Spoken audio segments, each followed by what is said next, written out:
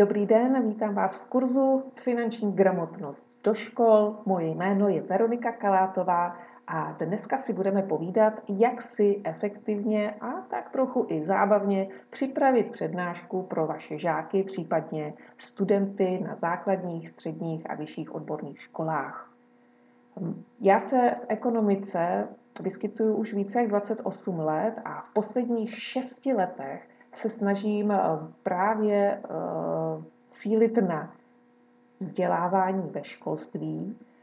Pozbírala jsem pár tipů, rad a doporučení, které bych ráda s vámi dneska sdílela a ukázala vám, jak nějakým způsobem atraktivně přenášet to know-how na vaše know-how, vaše znalosti, vaše dovednosti, vaši zkušenost právě studentům, tak, aby je to bavilo a aby si odnesli to podstatné. O čem si dneska konkrétně budeme povídat? Já osobně si myslím, že dělat přednášku a připravovat se ať už na základní nebo střední školu, aniž byste znali standardy finanční gramotnosti, úplně nejde. Takže vás s nimi seznámím, co vlastně se skrývá za tím pojmem finanční gramotnosti, co se očekává, že se ty žáci a studenti dozví v rámci těchto přednášek a vůbec všech programů, které na toto téma financí ve školách jsou. Podíváme se na nějaké statistiky, proč se o tom mluví, že je zapotřebí podpora, ať už ze strany finančních poradců, bankéřů, ale i učitelů, protože ty výsledky nejsou úplně růžové. No a aby vám ta prezentace odsýpala v tom školství, tak vám dám pár tipů a doporučení, jak to metodicky uchopit, aby to bylo hravé a zároveň, aby si každý odnesl to podstatné, co má, a zároveň vám tam vlastně ten průběh té přednášky poskládám, co máte aplikovat, jak se máte přivítat a zároveň i jak se rozloučit v rámci vašeho aktivního dne ve školství. Dostanete nějaké podněty, jak si připravovat tu prezentaci, co studenti nejvíce ocení a očekávají, což vlastně i ukážu některou zpětnou vazbu studentů i pedagogů, abyste věděli, co je nejvíce oslovuje, a rozebereme si do detailů 4 témata, která jsou nejvíce žádaná, a to je základy hospodaření domácnosti. Dneska je tam i takový trend povídání si o inflaci, tím, že se všechno stále zdražuje, tak jak já to vlastně s těmi dětmi konzultuji a jaký aktivity na to dělám.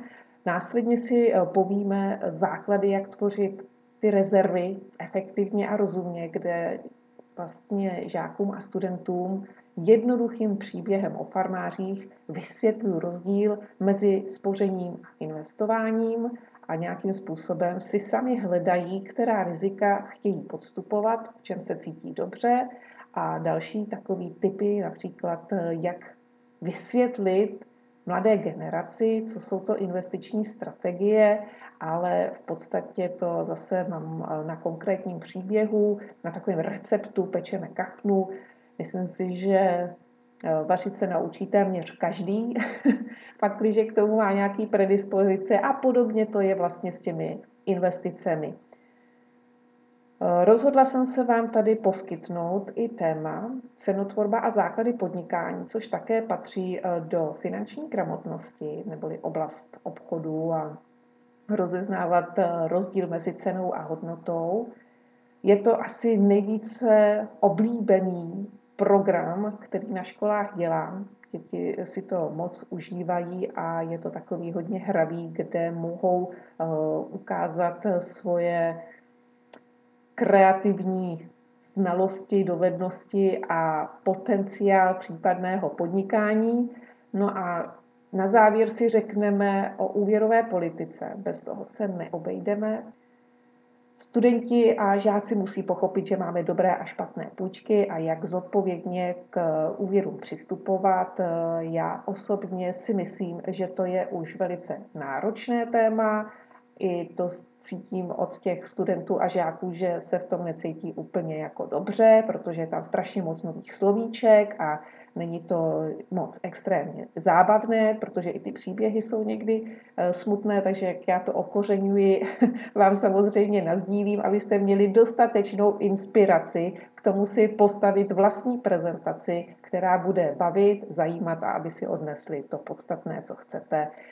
A aby to hlavně pro vás bylo komfortní, abyste se v tom cítili sebejistě.